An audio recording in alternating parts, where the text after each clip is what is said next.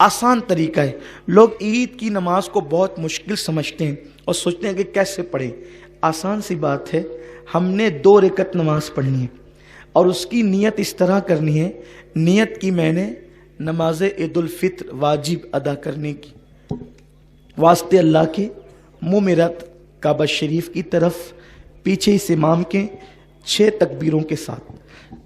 اگر آپ اس طرح نہ کہہ سکیں، زبان سے نہیں ادا کر سکیں، تو آپ صرف دل میں یہ نیت کریں، دل میں سوچ لیں کہ میں اللہ کے لیے عید کی نماز پڑھ رہا ہوں، بس اتنا کافی ہے۔ اس لیے کہ الفاظ کے اتار چڑھاؤ کے محتاج بندے ہیں، اللہ رب العزت تو دل کے جذبات کو بھی جانتا ہے۔ دل میں جذبات بعد میں پیدا ہوتے ہیں، وہ علیم بذات الصدور پہلے جانتا ہے کہ آپ کے دل میں جذبات کیا پیدا ہوتے ہیں۔ اور دل میں صرف سوچ لیں کہ ہم اللہ تیرے لیے عید کی نماز ادا کر رہے ہیں اور ہم نے اس کی نیت کی ہے۔ اس کے بعد جو ہے تکبیر تحریمہ ہوگی، یعنی امام جو ہے وہ کانوں کی لو تک ہاتھ اٹھا کر کے تکبیر کہے گا، جو پہلی تکبیر ہوتی ہے۔ آپ نے بھی تکبیر تحریمہ کہہ کر ناف کے نیچے ہاتھ باندھ لینا ہے۔ امام صاحب ثنا پڑھیں گے، آپ نے بھی ثنا پڑھنی ہے۔ ثنا پڑھنے کے بعد ہمارے معمول سے ہٹ کر 3 تکبیریں ہوگی۔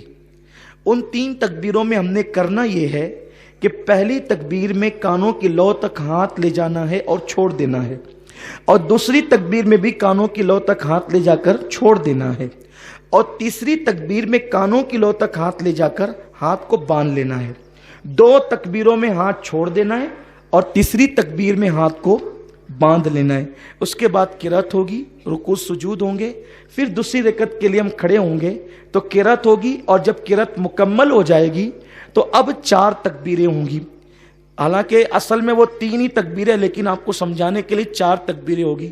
3 تکبیروں پر آپ کو کانوں کی لو تک ہاتھ لے جا کر کے چھوڑ دینا ہے، اور چوتھی جو تکبیر ہوگی وہ ہماری رکوع کی تکبیر ہے، اس لیے ہمیں اس میں کان کی لو تک ہاتھ نہیں لے جانا ہے، بلکہ اللہ اکبر کہتے ہوئے سیدھا رکوع میں چلے جانا ہے۔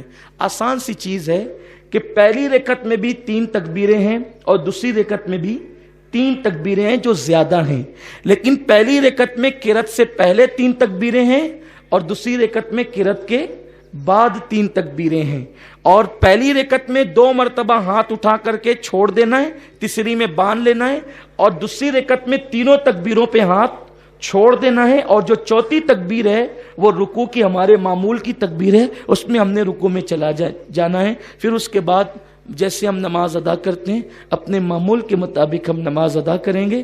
نماز ادا کرنے کے بعد انشاءاللہ تعالی پھر خطبہ ہوگا، اور خطبے کے بعد پھر دعا ہوگی۔ اللہ تعالی فضل فرمائے۔